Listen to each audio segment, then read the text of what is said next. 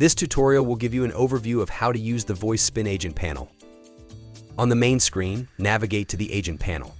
Sign in with your personal credentials, agent number, extension, opt-in WebRTC, and enter your secret for it.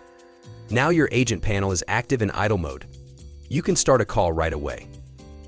At the bottom of the panel, you will find quick navigation buttons. The Statistics tab will show your performance and other useful information. The Contacts menu is available under the tab called More. Add as many contacts as you need to reach them easily later. To change your status, simply click on the icon and choose the one you need right now. Depending on how many DID are assigned to your account, you can choose any of them from a shortcut menu. The side panel gives you more statuses of your account, allows you to choose inbound call mode, activate auto dialer, or switch panel appearance. Extended mode shows you call controls and status of the account at the same view.